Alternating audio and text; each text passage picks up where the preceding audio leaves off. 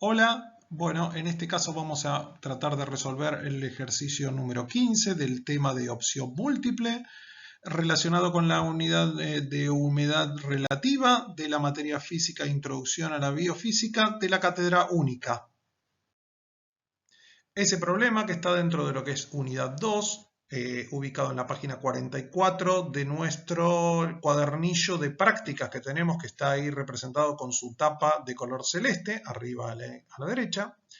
El enunciado del problema dice lo siguiente: en un día caluroso y húmedo, aclara 70% de humedad relativa, la presión y la temperatura son de 101,325 kilopascales y 30 grados centígrados. Siendo que las presiones de vapor saturado son las que indican ahí, que es para 25 grados 3,17 kilopascales, para 30 grados centígrados 4,24 kilopascales y para 35 grados centígrados 5,62 kilopascales, indique cuál es la proposición verdadera. Entonces ahí enumera 6 proposiciones que son: la A, si la temperatura baja a 25 grados centígrados, manteniendo la presión atmosférica constante en el valor que tenía, se forma rocío. La B, si la temperatura aumenta a 35 grados centígrados, manteniendo la presión constante, se forma rocío. La C, si la temperatura aumenta a 35 grados centígrados, manteniendo la presión atmosférica, la humedad relativa aumenta.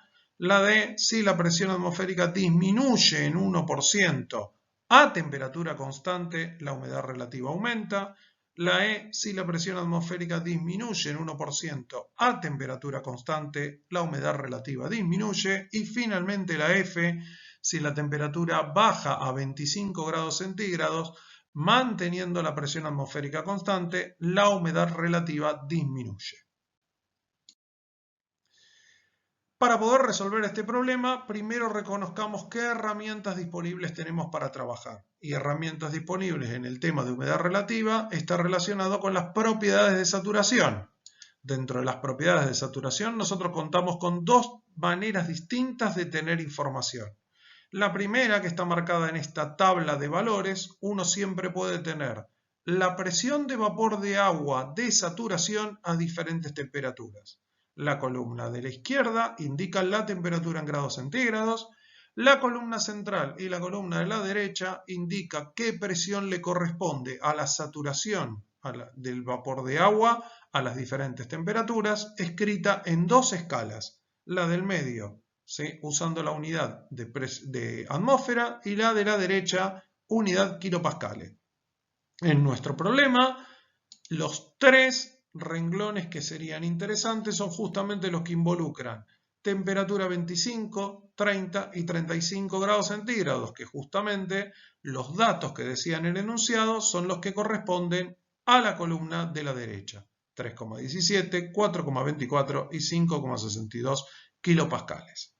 Uno puede estudiar el problema a partir de tablas o, preferentemente, mirar este mismo tipo de datos volcados en un gráfico donde el eje de las ordenadas es la presión en alguna escala, el eje de las abscisas termina siendo el eje de temperatura.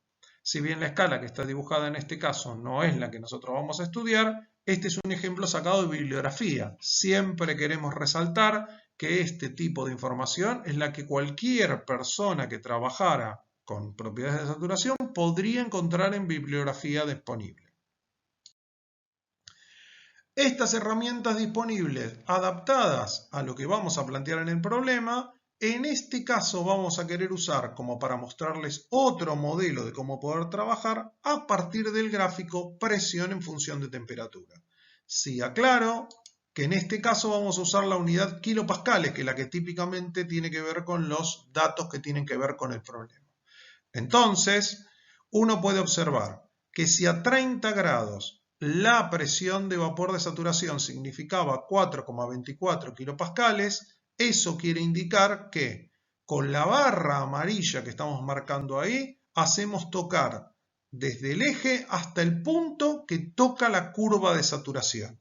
El 4,24 significa el punto superior de esa barra amarilla, o lo que es lo mismo, el punto en el cual esa barra toca la curva de saturación.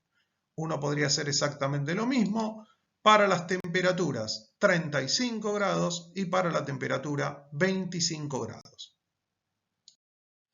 Muy bien, recuperando el enunciado entonces, a partir del enunciado que nosotros tenemos escrito, volvemos a hacer el planteo de decir, si todo nuestro trabajo tiene que ver con pensar humedades relativas, las expresiones de humedad relativa porcentual con las cuales nosotros podemos trabajar son dos. La de arriba, que relaciona la masa de vapor presente en el aire a una dada temperatura respecto de la masa de vapor de saturación, y la de abajo, que relaciona de la misma manera, pero en este caso las presiones de vapor. Evidentemente, por los datos que nosotros tenemos en el problema, ¿sí?, como todos los datos de tablas están extraídos de presiones de vapor saturado, de las dos expresiones nos vamos a quedar con la inferior. Es decir, trabajaremos con la segunda expresión para poder hacer cálculos. Entonces, fíjense, para obtener el 70% de humedad relativa que estaba marcado en el enunciado en el primer renglón, nosotros deberíamos plantear a 30 grados centígrados cómo queda la expresión de la humedad relativa porcentual. Si reemplazamos los datos del problema, la humedad relativa vale 70% y la presión de vapor saturado era 4,24 kilopascales, con lo cual, despejando convenientemente, podemos despejar la presión de vapor a 30 grados centígrados y operando matemáticamente con la expresión que quedó ahí, vamos a obtener un valor de aproximadamente 2,968 kilopascales. Ese dato es lo que representaría la presión de vapor a esa temperatura que es 30 grados centígrados. Si lo queremos representar eso en nuestro gráfico, presión de vapor en función de la temperatura, ¿cómo debería quedar representado? Bueno, justamente el 70% de humedad relativa debería ser algo que represente la presión de vapor que tenemos en el aire a 30 grados centígrados. Y yo acá quiero hacer una salvedad. No lo estoy dibujando justamente arriba de 30 centígrados para poder superponer en el gráfico dos barras. Una es la de presión de vapor que está marcada ahí y la otra es la que tiene que ver con la presión de vapor de saturación. Y que uno puede observar las dos curvas las dos barras al mismo tiempo. ¿Sí? Ese 70% de humedad relativa representa ni más ni menos que la relación que hay entre las dos barras. La barra violeta, que representa la presión de vapor, y la barra amarilla, que representa lo máximo posible que podría tener a esa temperatura de presión de vapor, o sea, la presión de vapor de saturación. A partir de ese problema, lo que vamos a hacer es enfrentar las 6 opciones que me marcaba el problema separadas de a pares para ver cuál sería la propuesta verdadera, o sea, cuál de las 6 opciones es la correcta.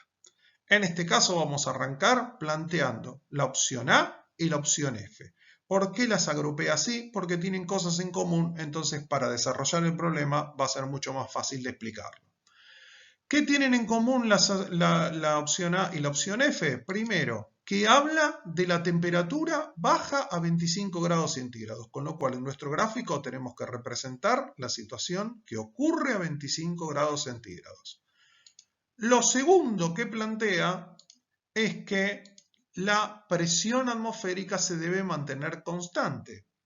Si bien la información está relacionada con la presión atmosférica, ¿sí?, uno tiene por costumbre de entender que la presión parcial de vapor de agua podría llegar a cambiar si la presión atmosférica podría llegar a cambiar. Considerar que la presión atmosférica se mantiene constante es una manera indirecta de querer indicar en este problema que la presión de vapor del agua la vamos a estar manteniendo constante, así como la del resto de los componentes que tiene el aire.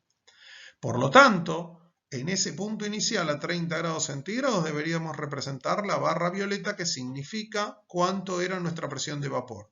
Y la barra que tendremos que escribir a 25 grados centígrados debería tener la misma altura, porque representa la misma presión de vapor.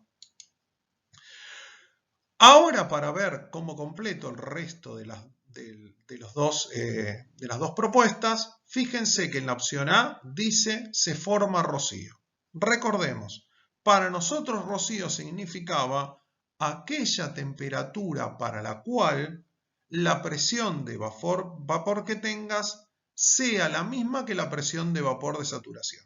Entonces, fíjense, para nosotros interpretar el rocío con la presión de vapor que teníamos podría ser fácil de buscar gráficamente porque lo que tendríamos que ver es cómo correr hacia temperaturas menores o mayores, en este caso va a ser menores, el valor de la presión de vapor para lograr tocar la curva de saturación. Entonces, gráficamente uno lo podría analizar así. Miro cómo avanzar hacia el punto de contacto con la curva de saturación y en el punto de contacto de la presión de vapor con la curva de saturación, esa temperatura que le corresponde se llamará temperatura de rocío. Eso lo podemos aplicar siempre. Por lo tanto, como vemos que esa temperatura que nos quedó en este punto no coincide con los 25 grados, la respuesta A es incorrecta. Por otra parte, si yo quiero analizar la respuesta F, el resto, digo que la humedad relativa disminuye. Analicemos. A 30 grados centígrados teníamos la relación entre la presión de vapor, esos 2,968 kilopascales, dividido la presión de vapor de saturación, 4,24 kilopascales, multiplicado por 100 para que sea una proporción desde el punto de vista de porcentaje. Si yo quisiera ver si la humedad relativa disminuye, tendría que hacer este mismo planteo a 25 grados centígrados. O sea, plantear a 25 grados centígrados, misma presión de vapor, 2,968 kilopascales, pero esta vez dividida por la presión de vapor de saturación de la temperatura de 25, que en este caso vale 3,17 kilopascales. Entonces lo que uno debería observar es lo siguiente, comparar un resultado respecto del otro. Si miramos las dos expresiones, ambas expresiones tienen el mismo numerador, ambas están multiplicadas por 100, pero la que corresponde a 30 grados centígrados está dividida por un número mayor que el número que tiene dividido la de la humedad relativa porcentual a 25 grados centígrados. Si yo divido a un número por un número mayor, el resultado me da más chico. Y si divido por un número menor, el resultado me da más grande.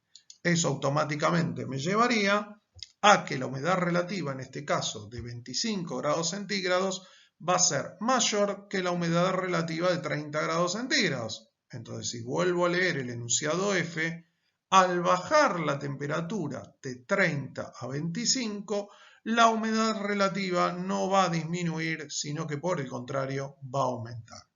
Si lo quiero mirar en el gráfico, lo que representan las barras violetas respecto de la barra amarilla es de alguna manera el porcentaje de humedad relativa. Entonces fíjense que al pasar de 30 a 25, la representación de la barra violeta es mucho más importante a 25 grados respecto de la amarilla que a 30 grados centígrados. Eso me lleva a que la opción F también es incorrecta. Ahora bien, si tomamos dos de las otras opciones que restan, podríamos analizar la opción B y la opción C. En este caso, ¿qué tienen en común? Y podemos plantear. La nueva temperatura que vamos a analizar es 35 grados, o sea, la temperatura estoy pensando que aumenta de 30 a 35 grados. La presión atmosférica la seguimos manteniendo constante, con lo cual seguimos asumiendo que la presión de vapor que tengo a 30 grados centígrados no se modifica al ir a 35 grados centígrados. Entonces, primera cuestión, ¿se forma rocío? Bueno, si uno recuerda que formar rocío era ver para qué temperatura esa presión de vapor coincide con la presión de saturación, uno observa que para lograr la situación de rocío tiene que disminuir la temperatura, con lo cual 35 grados, al ser un valor superior a 30 grados, rocío no se puede formar. La respuesta B también es incorrecta. Respecto de la C, ver si la humedad relativa aumenta, hacemos el mismo planteo que habíamos hecho en la situación anterior. Entonces, fíjense, si nosotros miramos a 30 grados centígrados, la humedad relativa porcentual era la relación entre la barra violeta, 2,968 kilopascales, y la barra amarilla, que significa la saturación, 4,24 kilopascales.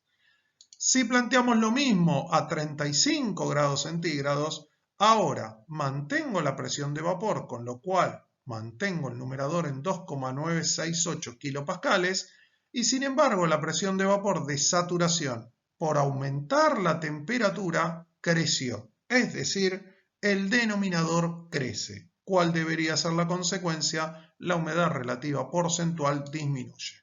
Con lo cual, en este caso, la humedad relativa a 35% debería disminuir. Eso me lleva a que también esta opción es incorrecta. Finalmente, las dos opciones que nos quedan son la D y la E. Las agrupamos así, ¿por qué? Porque podemos pensar, primero que nada, la presión atmosférica disminuye en un 1%.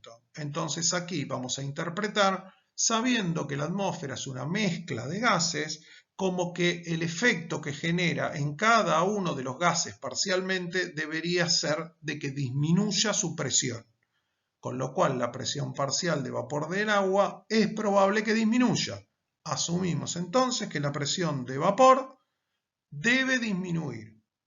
La temperatura la mantenemos constante, con lo cual seguimos teniendo la misma humedad relativa, tal cual la habíamos planteado antes, pero lo único que deberíamos modificar es aquel número que represente la presión de vapor. Y el número que representa la presión de vapor, en este caso, es el numerador. Con lo cual ese número que tenemos como 2,968 debería ser un número menor. Si es un número menor, la consecuencia en la humedad relativa es que debería aumentar o disminuir. Bueno, la respuesta es disminuir. Eso me lleva que al tener que disminuir este número, la humedad relativa disminuye. Automáticamente me lleva a que la opción correcta para este resultado es la opción E. Muy bien, esperemos que se haya entendido. Los autores de este video somos Silvina y Sergio y los invitamos como siempre a seguir practicando.